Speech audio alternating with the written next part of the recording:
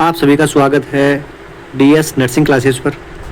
आज हम एक इम्पोर्टेंट सेशन लेकर आए हैं जो कि कॉन्ट्रासेप्टिव मेथड्स हैं, उनसे रिलेटेड इम्पोर्टेंट क्वेश्चन डिस्कस करने वाले हैं जो कि कहीं एग्ज़ाम्स में आ चुके हैं और आने वाले एग्ज़ाम्स में उनके आने की संभावना ज़्यादा है। उनसे रिलेटेड टॉपिक भी हम कवर करते चलेंगे। और वैसे जो क्वेश्चन है वो नहीं होता क्या है कि जो क्वेश्चन आपको सॉल्व कराया जाता है आपको लगता है कि वही क्वेश्चन आएगा, लेकिन ऐसा नहीं होता है। क्वेश्चन उसी पैटर्न का आता है, उसी टॉपिक से आता है, लेकिन थोड़ा मॉडिफिकेशन उसमें होता है।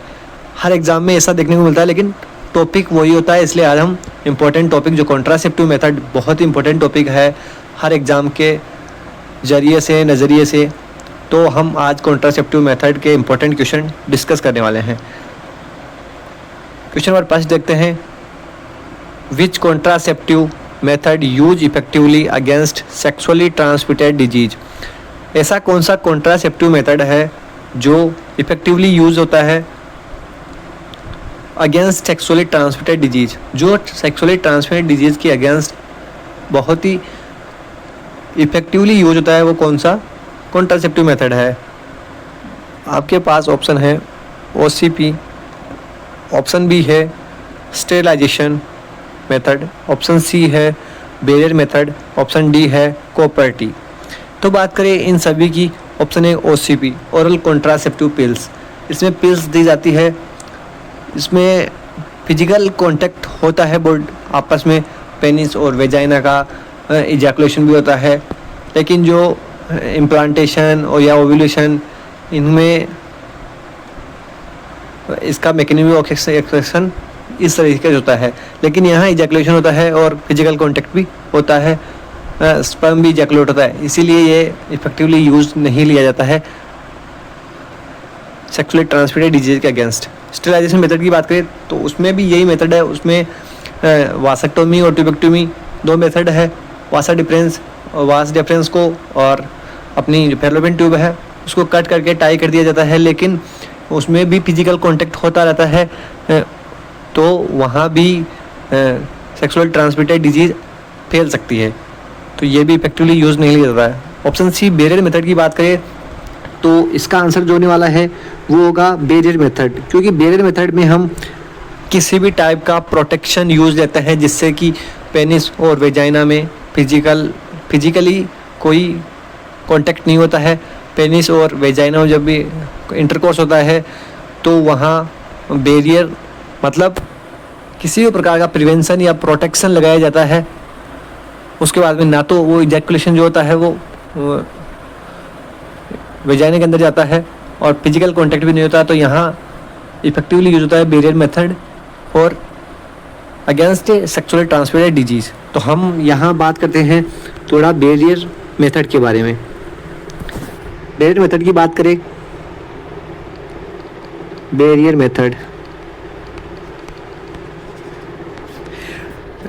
मेथड को हम ऑक्लूसिव मेथड भी बोलते हैं। ऑक्लूसिव मेथड भी हम बैरियर मेथड को बोलते हैं। इसके अलावा बात करें हम बैरियर मेथड में, तो ये जैसा कि हमने देखा कि ये सेक्सुअली ट्रांसमिटेड डिजीज़ के अगेंस्ट यूज़फुल होता है इफेक्टिवली। तो इसका जो मैकेनिज्म एक्शन होता है वो होता है क्या है, वो देखते हैं। मैकेनिज्म ऑफ एक्शन की बात करें तो ये करता है prevent meeting of live sperm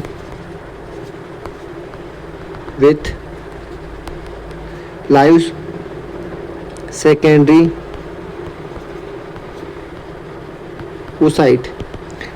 oocyte को लाइव स्पर्म से मिलने से रोकता है, क्योंकि हमने जो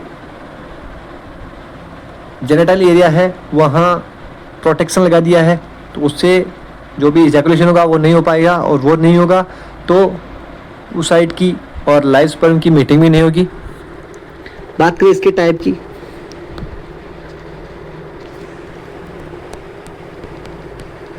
टाइप्स की बात करें तो 3 टाइप का होता है। एक तो होता है फिजिकल, एक होता है केमिकल और एक होता है कंबाइंड। जो फिजिकल मेथड होता है वो ही सेक्सुअली ट्रांसमिटेड डिजीज के अगेंस्ट इफेक्टिवली यूज लिया जाता है। तो हम बात करते हैं फिजिकल की बात। जो फिजिकल बैरियर मेथड होता है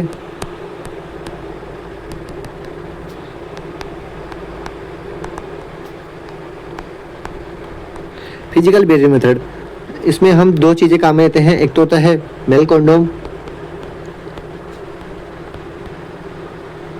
और एक होता है फीमेल कॉन्डोम। इन दोनों के बारे में देखते हैं, मेल कॉन्डोम और फीमेल कॉन्डोम, जो कि बैरियर मेथड में, फिजिकल बैरियर मेथड में यूज लिए जाते हैं। सबसे पहले बात करें हम मेल कॉन्डोम की, तो मेल कॉन्डोम होता है, उसे हम ट्रेड नेम में निरोध भी बोलते हैं। निरोध के नाम से जाना जाता है मेल कॉन्डोम को। जो निरोध है वो एक संस्कृत वर्ड है और इसका मीन्स होता है, मीनिंग ऑफ निरोध, निरोध का मतलब होता है प्रिवेंशन। प्रिवेंशन है रोकना। जो ये मेल कॉन्डोम और होते हैं वो जेनिटल एरिया पर लगा दिए जाते हैं मेल के, और उसके बाद में जो फिजिकल कांटेक्ट होता है, इंटरकोर्स होता है, तो वहाँ लाइव स्पर्म जो होता है वो लाइव सेकेंडरी ओसाइट से मिल नहीं पाता, मतलब हम इसे रोक रहे हैं, मतलब प्रिवेंट कर रहे हैं, इसीलिए इसको निरोध बोला जाता है। संस्कृत वर्ड है निरोध। ये भी आपसे पूछा जा सकता है निरोध का मीनिंग, तो ये भी आपको याद रखना है। इसके बारे में याद रखना है आपको कि ये बना किससे होता है, ये भी इम्पोर्टेंट है। तो जो मेल कॉन्डोम होता है वो लेटेक्स के रबर से बना हुआ होता है, लेटेक्स रबर। इसमें सिंगल रिंग होती है, आपको याद रखना है, सिंगल रिंग, और सिंगल ही टाइम यूजेबल होता है, सिंगल टाइम यूजेबल। ये सारी बातें आपको याद रखनी है। इसके अलावा बात करें, इसमें कोई लुब्रिकेशन की जरूरत नहीं पड़ती है, नॉट रिक्वायर्ड लुब्रिकेशन। आपको यहाँ आप चाहिए तो आप नोट्स उतार सकते हो यहाँ से, नॉट रिक्वायर्ड लुब्रिकेशन, लुब्रिकेशन की जरूरत नहीं होती है। और जो आपको ये पॉइंट भी याद रखना है, जो अपना क्वेश्चन था, मोस्टली इफेक्टिव अगेंस्ट एसटीडी, जो सेक्सुअली ट्रांसमिटेड डिजीज होती है उनके अगेंस्ट इफेक्टिवली यूज लिया जाता है। तो हमने यहाँ बात की मेल कॉन्डोम की, अब बात करते हैं फीमेल कॉन्डोम की।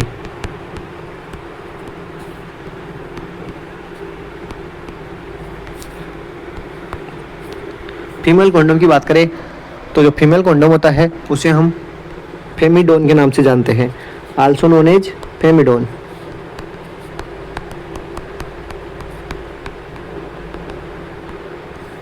फेमिडोन के नाम से जानते हैं।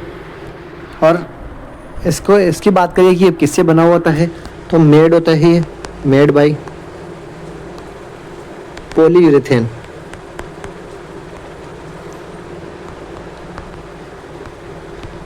पॉलीयूरेथेन से बना हुआ होता है। और इसमें बात करें कि जो अपने मेल कॉन्डोम में थी उसमें सिंगल रिंग पाई जाती है, लेकिन जिसमें होती है डबल रिंग। एक तो होती है वाइड रिंग और एक नीचे होती है नैरो रिंग। जो वाइड रिंग होती है वो वेजाइना की तरफ रहती है, टुवर्ड वेजाइना, और जो नैरो रिंग होती है वो सर्विक्स की तरफ रहती है। ये रीयूजेबल होता है। और इसकी बात करें तो इसमें प्री लुब्रिकेशन की ज़रूरत होती है, प्री लुब्रिकेशन रिक्वायर। एक बात आपको ध्यान रखनी है, अगर मेल कॉन्डोम, अगर किसी भी मेल को लेटेक्स से एलर्जी, लेटेक्स रबर से एलर्जी है, तो उसमें ये यूज़ नहीं करना होता है मेल कॉन्डोम, उसमें कॉन्ट्राइंडिकेट होता है क्योंकि ये लेटेक्स से बना हुआ होता है। तो आपको ये इंपॉर्टेंट जो बातें थी वो सारी याद रखनी है।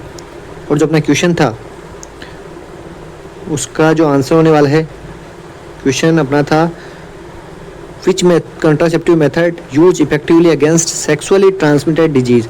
तो आपका आंसर होना चाहिए बैरियर मेथड। अगर यहाँ आता फिजिकल बैरियर मेथड आता यहाँ पे, तो हमें फिजिकल बैरियर मेथड को सही मानना होता है, क्योंकि फिजिकल बैरियर मेथड ही सेक्सुअली ट्रांसमिटेड डिजीज के अगेंस्ट इफेक्टिवली यूज लिया जाता है। जो केमिकल बैरियर मेथड है और जो अपना इसके अलावा भी है वो इतना इफेक्टिव नहीं होता है जितना कंबाइंड, और जो केमिकल मेथड है वो इफेक्टिव नहीं होके जो फिजिकल बैरियर मेथड है वही इफेक्टिव होता है। तो आपको अगर ऑप्शन में फिजिकल बैरियर मेथड हो तो वो सही मानना है। तो क्वेश्चन नंबर फर्स्ट अपना हुआ option C is right. Question number second की बात करें, what is the symbol of family planning. जो फैमिली प्लानिंग होती है उसका सिंबल क्या होता है, क्योंकि हर कोई भी एक प्रोग्राम होता है तो उसका अपना सिंबल होता है, वैसे ही जो फैमिली प्लानिंग है उसका सिंबल क्या है। ऑप्शन ए है red ribbon, option A red ribbon, option B red triangle, option C inverted red triangle, option D none of them. तो बात करें हम फैमिली प्लानिंग के सिंबल की तो उसका राइट आंसर होने वाला है option C inverted red triangle. मतलब उल्टा त्रिभुज ही जो होता है वो फैमिली प्लानिंग का सिंबल होता है। ऑप्शन ए जो रेड रिबन है वो एड्स का सिंबल होता है, ये भी आपको याद रखना है, रेड रिबन एड्स का सिंबल माना जाता है। तो जो फैमिली प्लानिंग है उसके बारे में और बातें ध्यान रखनी है आपको कि सबसे पहले इंडिया ने अडॉप्ट किया था, India adopt family planning in 1952। 1952 में इंडिया ने जो फैमिली प्लानिंग था उसको अडॉप्ट कर लिया था और सबसे पहले इंडिया ने ही फैमिली प्लानिंग को अडॉप्ट किया था, ये याद रखना है आपको। तो क्वेश्चन नंबर सेकंड का आंसर होगा option C inverted red triangle. Question number third की तरफ चले। क्वेश्चन नंबर थर्ड है vaginal diaphragm hold in vagina for how much time after intercourse. जो वेजाइनल डायफ्राम होता है जो कि एक कंबाइंड बैरियर मेथड है, उसको वेजाइना में कितने टाइम तक रखना होता है आफ्टर इंटरकोर्स, इंटरकोर्स के बाद में कितने टाइम तक हमें वेजाइना में रखना होता है वेजाइनल डायफ्राम को। ऑप्शन ए है 12 आवर, ऑप्शन बी है 6 आवर, ऑप्शन सी है option B 6 hour, option C 24 hour, option D 4 only during intercourse, केवल इंटरकोर्स के टाइम फ्री में रखना होता है। तो देखते हैं वेजाइनल डायफ्राम के बारे में एक बार। जो कंबाइंड मेथड होता है बैरियर का, कंबाइंड, हमने फिजिकल बैरियर मेथड देखा, अब हम देख रहे हैं कंबाइंड बैरियर मेथड।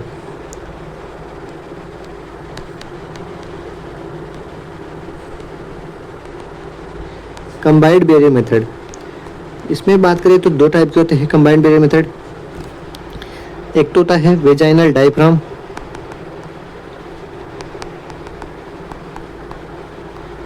और एक तो होता है वेजाइनल स्पंज। वेजाइनल डायफ्राम और वेजाइनल स्पंज, बात करें वेजाइनल डायफ्राम और वेजाइनल स्पंज की तो वेजाइनल डायफ्राम होता है उसको हम डच केप के नाम से भी जानते हैं, Dutch cap, also known as Dutch cap. और बात करें वेजाइनल स्पंज की तो इसे हम टूडे के नाम से भी जानते हैं। अगर आपके पास ये ऑप्शन आए टूडे और डच केप तो इनको भी आपको याद रखना है, वेजाइनल स्पंज को टूडे बोलते हैं और वेजाइनल डायफ्राम को डच केप बोला जाता है। इसके बाद में देखिए हम जो वेजाइनल डायफ्राम होता है वो मेड होता है लेटेक्स रबर का, मेड बाय लेटेक्स रबर। और ये जो कंबाइंड मेथड होता है वो फीमेल्स में ही काम में लिया जाता है, क्योंकि वेजाइना में डायफ्राम, वेजाइनल डायफ्राम और वेजाइनल स्पंज आपको नाम से ही पता चल रहा होगा कि ये फीमेल में यूज लिया जाता है। तो जो वेजाइनल डायफ्राम है वो लेटेक्स का बना हुआ होता है और स्पंज की बात करें तो स्पंज पॉलीयूरेथेन का बना हुआ होता है। इसके अलावा बात करें इनकी शेप की तो जो डायफ्राम होता है वो डोम शेप का होता है, डोम शेप मतलब इस टाइप का होता है। और बात करें स्पंज की तो वो स्पंज रोल की टाइप का होता है, स्पंज रोल। इसके बाद में बात करें हम, क्योंकि कंबाइंड है तो यहाँ बैरियर भी होंगे और अब हम इसमें केमिकल भी यूज लेते हैं तो बात करें वेजाइनल डायफ्राम में हम क्या यूज लेते हैं, तो वेजाइनल डायफ्राम को हम फिल करते हैं नोनोक्सिनोल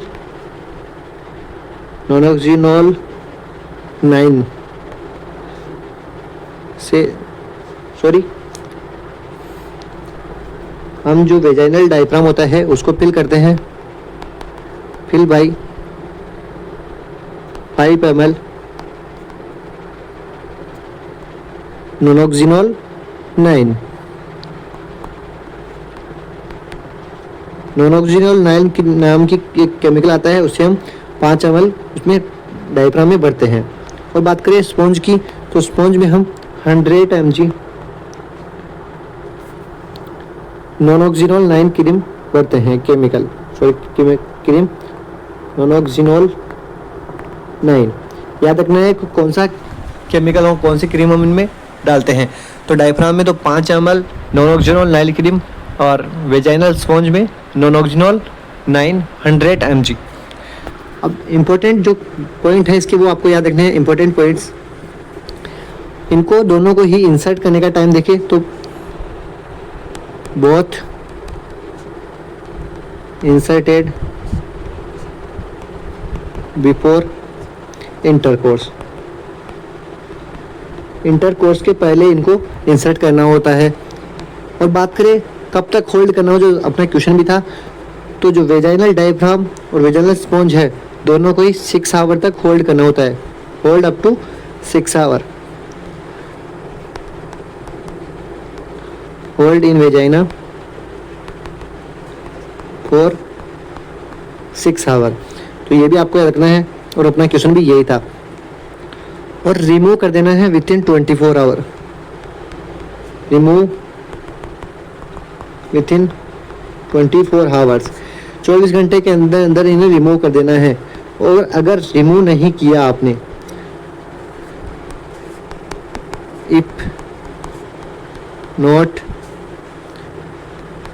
रिमूव्ड, अगर आपने रिमूव नहीं किया 24 घंटे के अंदर अंदर, तो ये टॉक्सिक शॉक सिंड्रोम कोज कर देते हैं। क्या कोज करते हैं? Toxic shock syndrome, toxic shock syndrome, they cause toxic shock syndrome. तो ये आपको याद रखना है। तो अपना जो क्वेश्चन था वो देखें अपन, जो इम्पोर्टेंट बातें थी वो सारी आपको बता दी गई है। अब जो अपना क्वेश्चन था उसकी तरफ चले। क्वेश्चन था कि जो वेजाइनल डायफ्राम है उसको वेजाइना में कितने टाइम तक होल्ड रखना है आफ्टर इंटरकोर्स। तो उसका राइट आंसर होगा option B 6 hour. Option C जो दे रखा है 24 आवर, तो आपको 24 घंटे के अंदर अंदर उसको रिमूव कर देना है, रिमूव्ड। अगर रिमूव नहीं किया तो वो क्या करता है? Toxic shock syndrome, toxic shock syndrome cause करता है अगर आपने वेजाइनल डायफ्राम और वेजाइनल स्पॉन्ज को विद इन 24 आवर रिमूव नहीं किया। तो अपना क्वेश्चन नंबर 3 का आंसर होगा ऑप्शन बी। नेक्स्ट क्वेश्चन को देखते हैं, क्वेश्चन नंबर 4। क्वेश्चन नंबर 4 है, which metal is used as contraceptive. कौन सा मेटल होता है जिसको हम कॉन्ट्रासेप्टिव के रूप में यूज लेते हैं? Option A iron, option B silver, option C copper, option D aluminium. तो इनमें से जो राइट आंसर होगा वो होने वाला है अपने पास कॉपर। कॉपर जो होता है एज ए कॉन्ट्रासेप्टिव यूज जाता है, यूज एज ए कॉन्ट्रासेप्टिव के रूप में हम इनको यूज लेते हैं, जो कि कॉपर टी में सेकेंड जनरेशन जो आईडी आती है उनमें यूज लेते हैं कॉपर को। तो आपको याद रखना है कि कॉपर को एज ए कॉन्ट्रासेप्टिव हम यूज लेते हैं। कॉपर जो होता है एक स्पर्मिसिडाल के रूप में काम करता है। एक बार देख लेते हैं कॉपर के बारे में भी, क्योंकि जो कॉपर होता है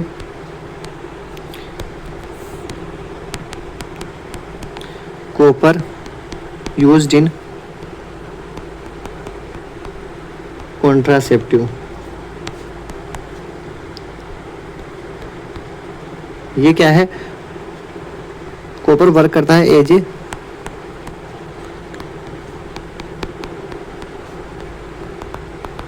स्पर्मिसिडाल। स्पर्मिसिडाल का मतलब होता है जो स्पर्म है उनके सर्वाइवल टाइम को डिक्रीज़ कर देता है, कैपेसिटेशन डिक्रीज़ कर देता है, उनकी जो मोटिलिटी होती है, मूवमेंट करने की क्षमता, उसको भी कम कर देता है।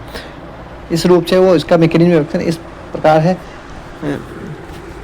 ये डिक्रीज़ करता है सर्वाइवल टाइम ऑफ स्पर्म और उसकी मोटिलिटी को भी डिक्रीज़ कर देता है। तो आपको याद रखना है कि कॉपर को एज ए कॉन्ट्रासेप्टिव यूज़ लिया जाता है। तो क्वेश्चन नंबर 4 का आंसर होगा option C, copper. Question number 5 देखते हैं। क्वेश्चन नंबर 5 है copper T380A device used up to. जो कॉपर T380A डिवाइस है उसको कब तक यूज़ लिया जाता है? ऑप्शन ए है 4 आवर, ऑप्शन बी है 5 आवर, सॉरी ऑप्शन ए है 4 ईयर, ऑप्शन बी है 5 ईयर, ऑप्शन सी है 10 ईयर एंड ऑप्शन डी है 1 ईयर। तो बहुत ही इंपॉर्टेंट क्वेश्चन है, बहुत ज़्यादा एग्जाम्स में पूछा जा चुका है अब तक कि कॉपर T380 को कब तक यूज़ लेते हैं। कैसे ही पूछ सकते हैं कि इतने टाइम तक यूज़ लेने वाला कॉन्ट्रासेप्टिव मेथड कौन सा है। तो हम देखते हैं कॉपर T380 कितने टाइम तक यूज़ लेते हैं। तो कॉपर T380 है वो एक आईयूडी है और सेकेंड जनरेशन आईयूडी है। तो अपन एक बार आईयूडी की बात कर लेते हैं, थोड़ा जितना होता है उतना आईयूडी देखते हैं एक बार, फिर नेक्स्ट क्वेश्चन को देखते हैं। आईयूडी का मीन्स है इंट्रा यूटेराइन डिवाइस। आपको इसकी फुल फॉर्म भी याद रखनी है, इंट्रा यूटेराइन डिवाइस, मतलब ये यूट्रस में रखी जाती है किसी भी। तो इंट्रा यूटेराइन डिवाइस ये बनी किससे होती है? इंट्रा यूटेराइन डिवाइस, ये भी आपको याद रखना है। आईयूडी मेड होती है made by polyethylene polymer, polyethylene polymer से बनी हुई होती है। कुछ आईयूडी को छोड़कर, तो कौन कौन सी है? एक्सेप्ट नोवाटी एंड जो अपना कॉपर T280A है, ये दोनों ही पॉलीइथाइलिन पॉलीमर की नहीं बनी होती है, ये सिल्वर की बनी हुई होती है। किसकी बनती है?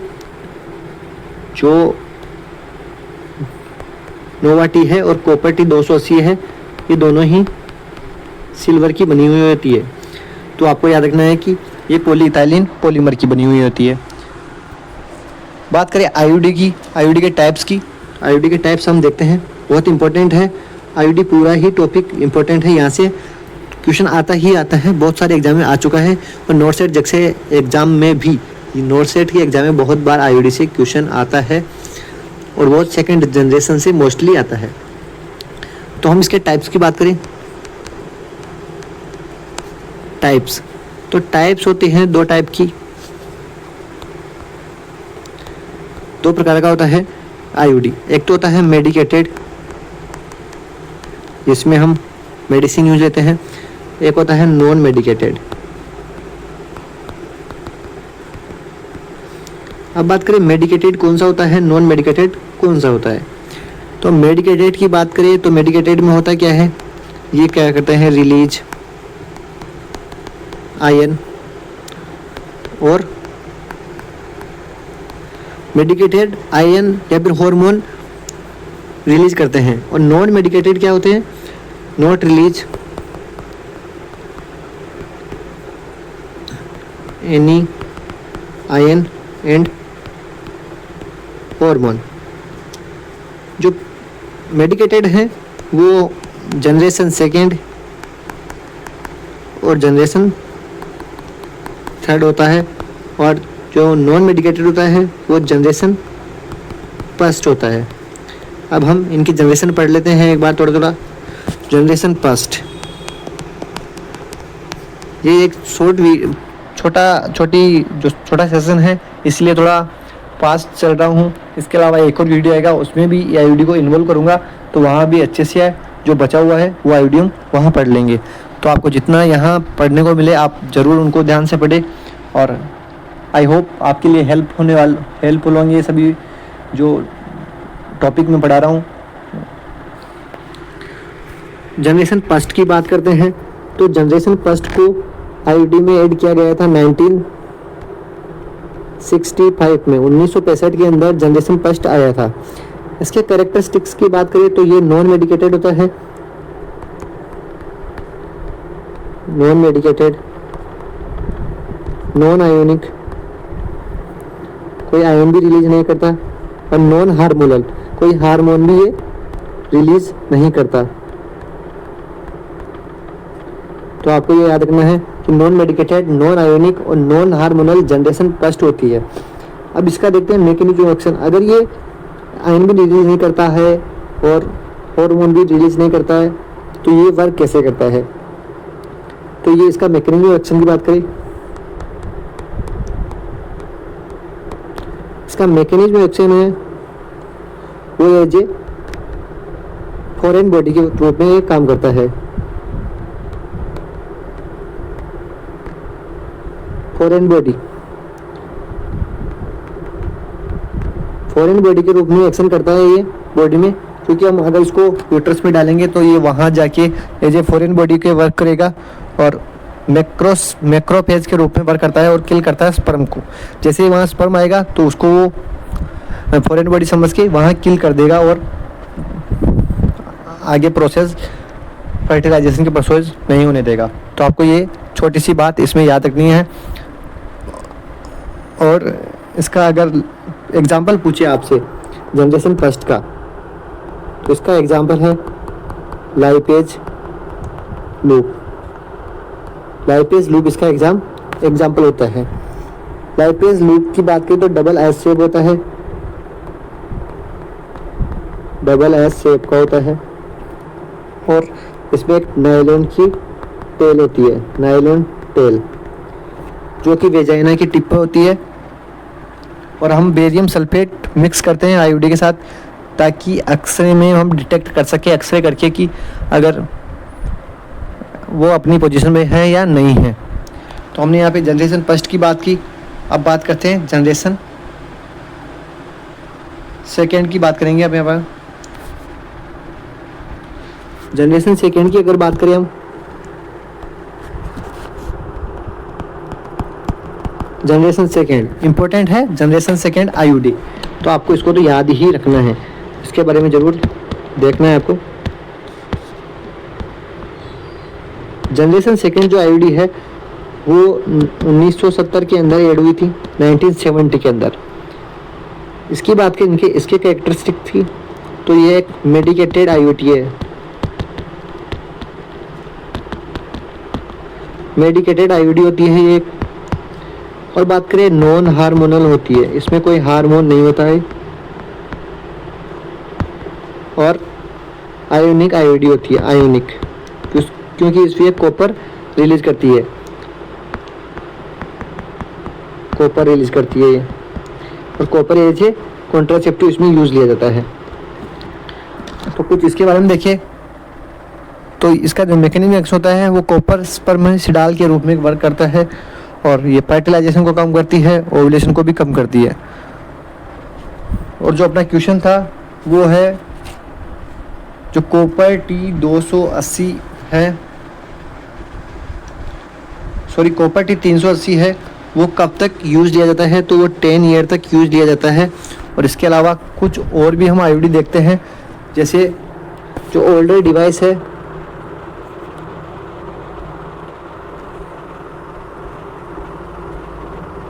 जैसे बात करें हम कॉपर T7, तो ये 1 साल तक काम में लिया जाता है। कॉपर T200 तो ये 4 साल के लिए काम में ले जाते हैं। सेकेंड जनरेशन के आईयूडी हैं ये कॉपर टी वाले। बात करें न्यू जो डिवाइसेज आई हैं कॉपर T200C, वो 4 साल के लिए काम लेते हैं। और बात करें नोवा टी के बारे में आपको एक बात ध्यान रखनी है, वो है नोवा टी को 5 साल के लिए यूज लेते हैं। और जो इम्पोर्टेंट बात है, ये फर्स्ट सिल्वर कोर डिवाइस है, क्योंकि ये सिल्वर से बनी हुई होती है। First silver core IUD, first silver core IUD आपसे पूछे तो आपको नोवा टी आंसर देना है। इसके बाद में बात करें जैसे जो अपना क्वेश्चन था कॉपर टी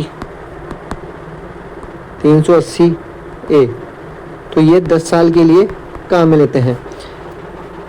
तो आपको ध्यान रखना है कि कॉपर टी 380A कितने साल तक वर्क करती है, तो वो 10 साल तक यूज़ ली जाती है।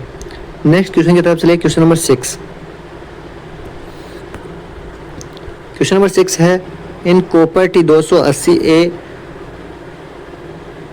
द नंबर 280, जो ये 280 लिखा हुआ है इसमें रिप्रेजेंट, तो ये 280 क्या रिप्रेजेंट करता है? ऑप्शन ए है amount of copper, option B है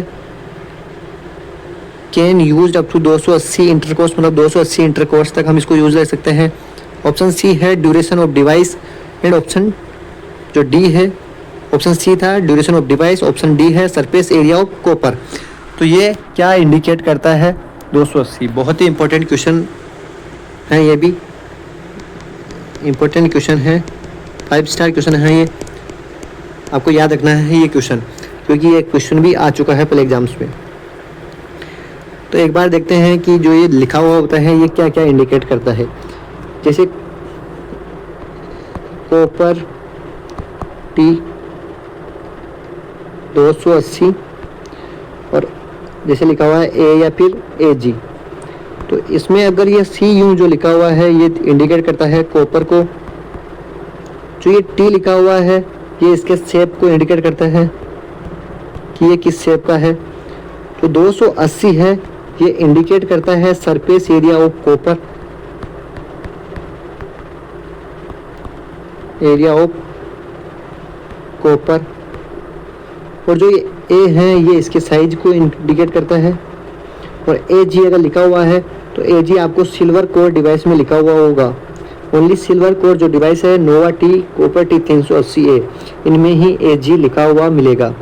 तो ये आपने देखा सी यू कॉपर को इंडिकेट करता है, जो टी लिखा हुआ है वो इसके शेप को इंडिकेट करता है, 280 सरफेस एरिया ऑफ कॉपर को इंडिकेट करता है, ए जो है उसकी साइज को इंडिकेट करता है कौन सी साइज का है, जैसे ए बी और सी और डी ये इनके साइज लिखी हुई होती है। तो ए कौन सी साइज का है, और जो ए जी है वो अगर कोई सिल्वर कोर डिवाइस होगा तो वो वहाँ ए जी लिखा हुआ होगा। अब बात करें इसके साइज़ की, जो एक बार बताऊँ मैं आपको, जो इसकी साइज़ होती है वो अगर ए बी सी और डी ये लिखा हुआ है साइज में, तो जो ए और बी है वो स्मॉल साइज को इंडिकेट करता है और सी और डी लार्ज साइज को इंडिकेट करता है। ए और बी हम स्मॉल साइज प्राइमरी ग्रेविडा में यूज लेते हैं, प्राइमरी पैरा में, और जो लार्ज साइज का है वो मल्टी ग्रेविडा में या मल्टी पैरा में हम यूज़ लेते हैं। तो ये हमने देखा कि 280 क्या इंडिकेट करता है, सी यू क्या इंडिकेट करता है, ए और ए जी क्या इंडिकेट करता है। तो ये आपको याद रखना है, यहाँ से कुछ भी पूछ सकते हैं, आपको टी के बारे में पूछ सकते हैं कि टी क्या रिप्रेजेंट करता है, ए से पूछ सकते हैं ए क्या रिप्रेजेंट करता है। तो ये आपको याद रखना है सारा, एक बार आप इसको देख भी सकते हो, इसका स्क्रीनशॉट भी ले सकते हो। तो जो अपना क्वेश्चन था, अपने क्वेश्चन में पूछा था 200 जो लिखा हुआ है वो क्या रिप्रेजेंट करता है, तो 200 रिप्रेजेंट करता है surface area of copper, surface area of copper को रिप्रेजेंट करता है, और सरफेस एरिया पर स्क्वायर। क्वेश्चन नंबर 7 की बात करें, क्वेश्चन नंबर 7 है exclusive breast feeding can be contraceptive method for a period of. जो कॉन्ट्रासेप्टिव मेथड होता है नेचुरल कॉन्ट्रासेप्टिव ब्रेस्ट फीडिंग, वो कितने टाइम के लिए कॉन्ट्रासेप्टिव का वर्क करता है। तो हम बात करें ब्रेस्ट फीडिंग के बारे में। ब्रेस्ट फीडिंग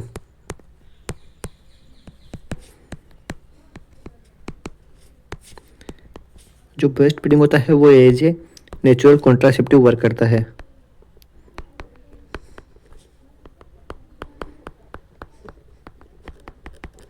नेचुरल कॉन्ट्रासेप्टिव बात करें जो ब्रेस्ट फीडिंग, इसमें आपको रूल ऑफ 3 का याद रखना है। रूल ऑफ 3,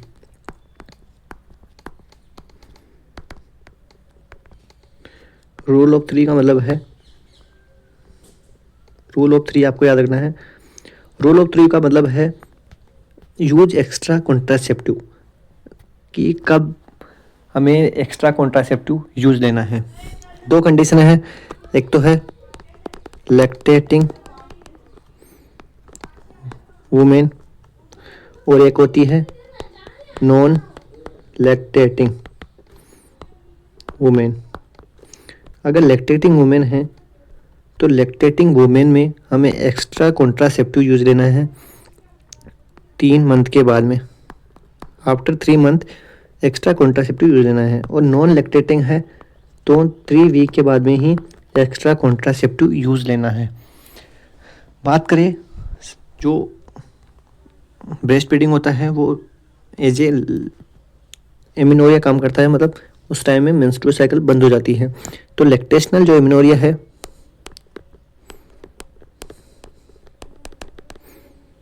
लैक्टेशनल एमिनोरिया, जिसे हम सेकेंडरी फिजियोलॉजिकल एमिनोरिया भी बोलते हैं, तो ये प्रेजेंट होता है may be present up to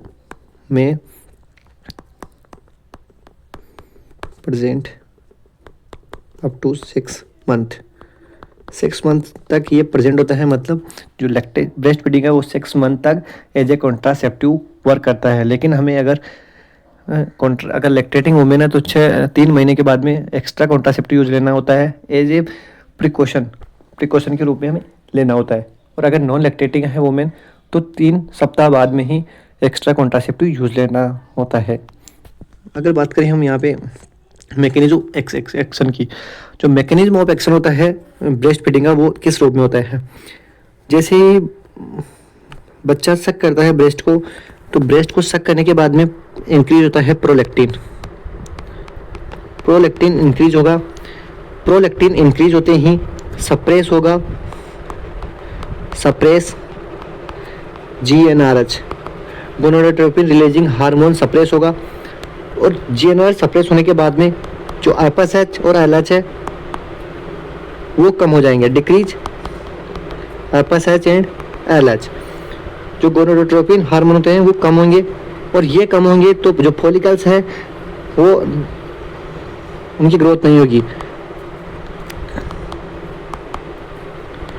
know follicular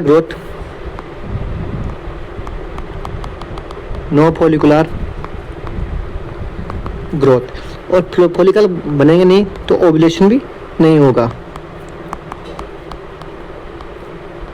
ovulation, तो ये अपने देखा mechanism of action breast feeding का। ब्रेस्ट फीडिंग कैसे नेचुरल कॉन्ट्रासेप्टिव का वर्क करती है। तो अपने सबसे इंपॉर्टेंट यहाँ पे रूल ऑफ 3 याद रखना है। और जो लैक्टेशनल एमिनोरिया है वो 6 महीने तक प्रेजेंट होता है, तो ये आपको याद रखना है। जो अपना क्वेश्चन था उसकी बात करें, क्वेश्चन था अपना कि जो ब्रेस्ट फीडिंग है वो कॉन्ट्रासेप्टिव के रूप में कब तक काम करता है। तो इसका आंसर होगा 6 मंथ, क्योंकि जो लैक्टेशनल एमिनोरिया होता है वो 6 महीने तक प्रेजेंट रहता है। और जो अपने रूल ऑफ 3 देखा वो तो आपको याद रखना है। एक बार फिर बता दूं, अगर मदर लैक्टेटिंग है तो आपको 3 महीने के बाद में एक्स्ट्रा कॉन्ट्रासेप्टिव यूज लेना होता है, और अगर मदर नॉन लैक्टेटिंग है तो 3 सप्ताह बाद में आपको एक्स्ट्रा कॉन्ट्रासेप्टिव यूज लेना होता है। तो ये अपने की देखा क्वेश्चन नंबर 7 का आंसर होगा ऑप्शन सी। नेक्स्ट क्वेश्चन की तरफ चले, क्वेश्चन नंबर 8। क्वेश्चन नंबर 8 है the dose in mg of levonorgestrel and ethinyl in Mala-N. जो माला-एन है, जो पिल्स होती है ओरल कॉन्ट्रासेप्टिव पिल्स, उनमें लीवोनॉर्जेस्ट्रिल और इथाइल एस्ट्राडियोल की जो मात्रा होती है वो कितनी होती है, डोज कितनी होती है mg में। ऑप्शन ए दे रखा है आपको 0.15 एंड 0.03। ऑप्शन बी दे रखा है आपको 0.8 एंड 0.03। नेक्स्ट दे रखा है 3.5 एंड 3.0 एंड ऑप्शन डी दे रखा है 3.0 एंड 3.0। मतलब जो लीवोनॉर्जेस्ट्रिल एंड इथाइल एस्ट्राडियोल है, इसके आगे एस्ट्राडियोल होता, लेकिन इथाइनेल से आप समझ सकते हो माला-एन में कितनी अमाउंट में होता है वो हम देखने वाले हैं। तो जो माला-एन है वो एक हार्मोनल मेथड होता है कॉन्ट्रासेप्टिव का। ये पिल्स, यहाँ हम बात करें पिल्स की बात करते हैं, तो पिल्स जो होती है वो एक हार्मोनल कॉन्ट्रासेप्टिव है। Hormonal contraceptive. हार्मोनल कॉन्ट्रासेप्टिव होती है। इसके टाइप्स की बात करें, कितने टाइप्स की होती है, तो इसके टाइप्स की अगर हम बात करें तो टाइप्स में इनके होते हैं, एक तो होती है COCP जो कि इम्पोर्टेंट है, COCP। इसकी फुल होती है, जो फुल फॉर्म होती है वो होती है combined oral contraceptive pills. Combined oral contraceptive pills, combined का मीन्स है यहाँ पे एस्ट्रोजन भी इसमें इन्वॉल्व होता है और प्रोजेस्टेरोन भी इसमें इन्वॉल्व होता है। तो बात करें कंबाइंड क्यों बोला, तो कंबाइंड का मीन्स है यहाँ पे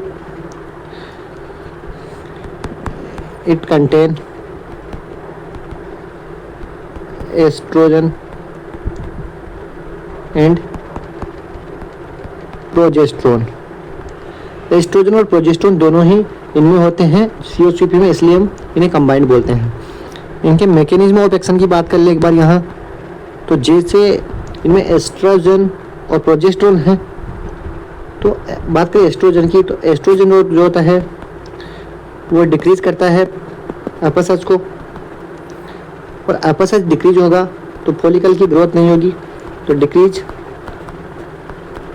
फॉलिकुलर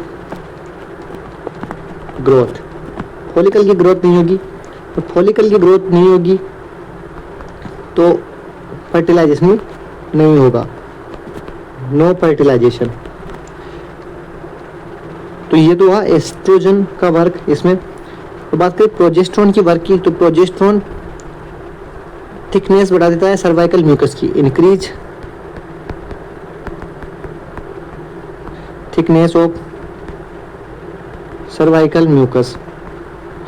अगर सर्वाइकल म्यूकस की थिकनेस बढ़ जाएगी तो जो स्पर्म है उनको एंट्री करने में प्रॉब्लम आएगी और एंट्री नहीं कर पाएंगे प्रॉपर मात्रा में। और इसके अलावा जो एक और वर्क होता है प्रोजेस्टेरोन का, वो होता है डिक्रीज LH, यूटिलाइजिंग हार्मोन वो डिक्रीज हो जाएगा, तो ओव्यूलेशन और स्पर्म रिलीज होने में भी प्रॉब्लम आएगी। तो ये हमने मैकेनिज्म ऑफ एक्शन देखा। जो एग्जाम्पल होते हैं COCP के वो हैं माला N, माला D एंड एक होता है फेमिलोन। ये तीनों ही एक COCP का एग्जाम्पल है कंबाइंड ओरल कॉन्ट्रासेप्टिव पिल्स की। बात करें माला N और माला D की, तो माला N और माला D एक पैकेट, वन पैकेट जो होता है इनका, उसमें 28 पिल्स होती है। इम्पोर्टेंट है ये, 28 पिल्स होती है एक पैकेट में माला N और माला D के। जो ये 28 पिल्स होती है इनमें दो टाइप्स की पिल्स होती है। एक तो होती है जो 21 पिल्स होती है वो हार्मोनल होती है, जिनमें एस्ट्रोजन और प्रोजेस्टेरोन होता है, और ये वाइट कलर की होती है, वाइट इन कलर। और एक होती है जो 7 पिल्स बाकी है, क्योंकि 28 पिल्स का एक पैकेट है तो 21 पिल्स तो हो गई हार्मोन की, और जो 7 पिल्स है वो होती है आयरन की। 7 पिल्स किसकी, आयरन की होती है, जो कि ब्राउन कलर की होती है, और जिसमें आयरन होता है वो फेरस फ्यूमेरेट के रूप में होता है। आपको ये याद रखना है, फेरस फ्यूमेरेट। एग्जाम में पूछा जाता है कि जो माला N और माला D है उनमें जो आयरन होता है वो किस रूप में प्रेजेंट होता है, किस टाइप का और किस फॉर्म में होता है। तो फेरस फ्यूमेरेट के रूप में आयरन प्रेजेंट होता है, और कितनी मात्रा में होता है, 60 mg में। तो ये भी आपको याद रखना है कि 60 mg में आयरन प्रेजेंट होता है। और जो 28 पिल्स होती है वो किस रूप से होती है, वो ये देखा हमने। 21 पिल्स तो हार्मोनल होती है जो वाइट कलर की होती है, और 7 पिल्स आयरन की होती है जो ब्राउन कलर की होती है। तो ये दोनों ही बातें आपको याद रखनी है माला N और माला D के बारे में। अब आगे बात करें माला N और माला D के बारे में।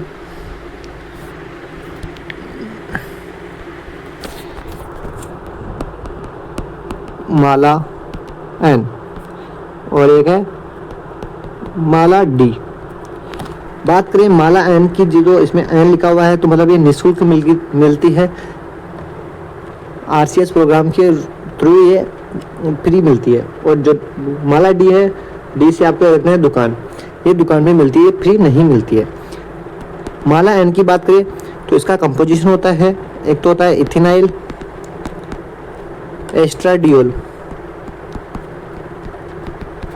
इथेनाइल एस्ट्राडियोल होता है, वो होता है 0.03 mg, मतलब 30 माइक्रोग्राम तो इसमें होता है इथेनाइल एस्ट्राडियोल।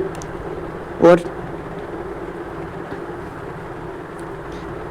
जो होता है, ये तो हो गया एस्ट्रोजन। जो प्रोजेस्टेरोन होता है वो नॉर्जेस्ट्रोन की फॉर्म में होता है, नॉर्जेस्ट्रोल। जो एन है उसका मतलब है नॉर्जेस्ट्रोल, नॉर्जेस्ट्रोल की फॉर्म में पाया जाता है प्रोजेस्टेरोन। तो उसकी मात्रा होती है 0.15 mg, मतलब 150 माइक्रोग्राम इसमें प्रोजेस्टेरोन होता है। तो बात करें नेक्स्ट माला एन की, तो माला एन इसमें एस्ट्रोजन होता है, वही इथेनाइल एस्ट्राडियोल। तो उसकी भी जो डोज होती है वो 0.03 mg होती है। और जो यहाँ डी लिखा हुआ है, इसका मतलब है जो प्रोजेस्टेरोन की फॉर्म है उसका मतलब डीजोजेस्ट्रोल,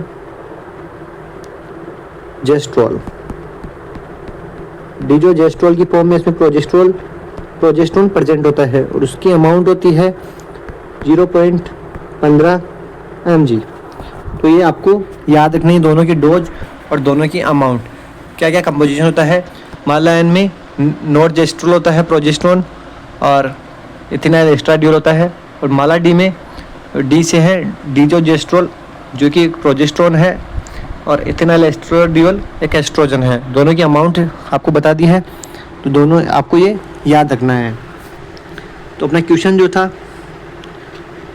उसके बारे में एक बार देखें।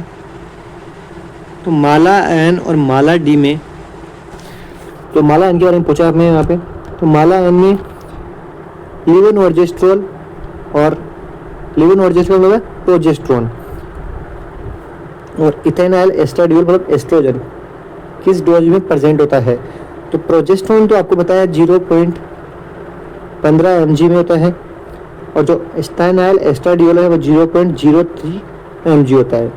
तो ऑप्शन ए इज राइट।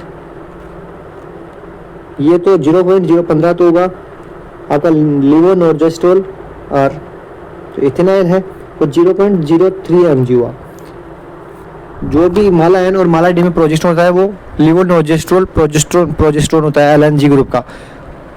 तो माला डी में तो होता है डीजोजेस्ट्रोल, और माला एन में आपको याद रखना है नॉर्जेस्ट्रोल। माला डी के आगे जो डी लिखा हुआ है उसका मतलब ही है डीजोजेस्ट्रोल, और माला एन के आगे जो एन लिखा हुआ है उसका मतलब ही नॉर्जेस्ट्रोल होता है। एक छोटी सी एक और इम्पोर्टेंट बात है इसमें, वो हम कर लेते हैं यहाँ पे। इनका शेड्यूल, इनको कैसे लेना है। तो बात करें स्टार्ट कब करना है, तो start with in 5 day of menstrual cycle. Menstrual cycle के 5 दिन के अंदर अंदर इसको चालू कर देते हैं। और पहले जो आपको हार्मोनल टेबलेट लेनी होती है, हार्मोनल फर्स्ट में लेनी होती है। उसके बाद में जो 7 दिन महीने के बचते हैं उनमें आपको आयरन की टेबलेट लेनी होती है। तो पिल्स को लेने का टाइम है जब भी आप बेड पे जाओ तो उस टाइम आपको लेना है, ताकि मेटलिक टेस्ट, वोमिटिंग और वर्टिगो जैसी समस्याएं आपको देखने को ना मिले। तो ये अपना क्वेश्चन हुआ, इम्पोर्टेंट क्वेश्चन था। और जितना भी इसमें और भी कुछ बचा हुआ है वो नेक्स्ट जो भी वीडियो आएगा उसमें मैं इसको पूरा कवर कर लूँगा IUD को। तो क्वेश्चन नंबर 8 का आंसर होगा ऑप्शन ए। नेक्स्ट क्वेश्चन देखते हैं, question number 9। Which of the following is an absolute contraindication for OCPR। जो ओरल कॉन्ट्रासेप्टिव पिल्स होती है उनका एब्सोल्यूट कॉन्ट्राइंडिकेशन क्या होता है। तो एक बार हम देख लेते हैं OCP का कॉन्ट्राइंडिकेशन। जो OCP में कॉन्ट्राइंडिकेशन है वो 2 टाइप के हैं, एक तो होता है एब्सोल्यूट और एक तो है रिलेटिव। एब्सोल्यूट का बोलेगा बिल्कुल ही इन कंडीशन में आपको नहीं लेना, और रिलेटेड का मीन्स है कि हम इन कंडीशन में ले सकते हैं। तो एब्सोल्यूट कॉन्ट्राडिक्शन आपको देखना है यहाँ पे कौन सा है। तो एब्सोल्यूट कॉन्ट्राडिक्शन में हम देखें तो कौन कौन आता है। एक तो आता है ब्रेस्ट कैंसर। ब्रेस्ट कैंसर में हम नहीं लेते। सर्वाइकल कैंसर में, लीवर प्रॉब्लम में, और कार्डियक प्रॉब्लम में। इसके अलावा हाइपरलिपिडमिया में भी हम इनको नहीं लेते। तो ये 5 इसके एब्सोल्यूट कॉन्ट्राइंडिकेशन है। Breast cancer, cervical cancer, liver problem, cardiac problem और हाइपरलिपिडमिया। तो ये इसके एब्सोल्यूट कॉन्ट्राइंडिकेशन। और रिलेटेड कॉन्ट्राइंडिकेशन की बात करें तो रिलेटेड कॉन्ट्राइंडिकेशन में आते हैं एज ग्रेटर देन 35 ईयर, 35 वर्ष से अगर ज़्यादा उम्र है तो, और एज अगर 30 से ज़्यादा है, और अगर जो भी पर्सन है वो स्मोकिंग करता है तो वो रिलेटिव कॉन्ट्राइंडिकेशन है। इसके अलावा डायबिटीज़ मेलाइटस है किसी को है तो वो भी रिलेटिव कॉन्ट्राइंडिकेशन है। इसके अलावा जो एपिलेप्सी की कंडीशन है वो भी इसका रिलेटिव कॉन्ट्राइंडिकेशन है। तो जो अपना क्वेश्चन था उसमें देखते हैं कौन कौन से ऑप्शन हैं। इसमें ऑप्शन ए है age more than 35 year old smoker. तो ये एक रिलेटिव कॉन्ट्राइंडिकेशन है, रिलेटिव। हाइपरटेंशन, ऑप्शन सी है नल्लीपेरा। तो नल्लीपेरा इसका कॉन्ट्राइंडिकेशन नहीं है। ऑप्शन डी है एक्ने वल्गरिस। तो इसमें तो ये इसका बेनिफिट है। एक्ने वल्गरिस में ये अगर हम ओसीपी लेते हैं तो एक्ने की कंडीशन सही हो जाती है। तो जो ऑप्शन बी है वो इसका एब्सोल्यूट कॉन्ट्राइंडिकेशन है। तो इसका आंसर होगा ऑप्शन बी, हाइपरटेंशन। जो ओवेरियन और यूट्राइन कैंसर में भी जो अगर ओसीपी लेते हैं तो उनके केसेस प्रॉब्लम कम होती है। हिर्सुटिज्म और एक्ने कंडीशन में भी ओसीपी बेनिफिशियल होती है। तो ये आपको याद रखना है इसके कॉन्ट्रा इंडिकेशन। तो 9th क्वेश्चन है उसका राइट आंसर होगा hypertension, option number B. Next question की तरफ चले। Question number 10, this is last question of today's session. Emergency contraception prevents pregnancy by all of the following mechanism except. किसी एक को छोड़कर जो इमरजेंसी कॉन्ट्रासेप्टिव है वो प्रेगनेंसी को रोकते हैं, ये सारे मैकेनिज्म के अलावा किसी एक को छोड़कर। ऑप्शन ए है delaying inhibiting ovulation. Option B है इनहिबिटिंग फर्टिलाइजेशन। ऑप्शन सी है interrupting an early pregnancy. Option D है preventing implementation of egg fertilized egg. तो इनमें से तो देखते हैं इनमें से कौन सा राइट होगा। हम इमरजेंसी कॉन्ट्रासेप्टिव को लेते कब हैं? After intercourse. इंटरकोर्स के हम बाद में लेते हैं। तो ऑप्शन जो ए दे रखा है डिलेइंग और इनहिबिटिंग ओव्यूलेशन, तो ऐसा कुछ नहीं होता है क्योंकि इंटरकोर्स पहले ही हो चुका होता है, उसके बाद में हम कॉन्ट्रासेप्टिव यूज़ लेते हैं।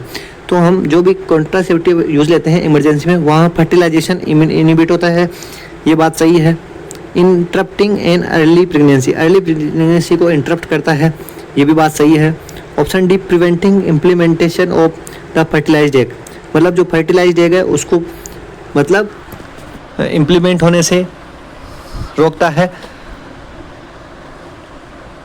तो ये तीनों ही जो बातें हैं जो वो इमरजेंसी कॉन्ट्रासेप्टिव के बारे में ट्रू है।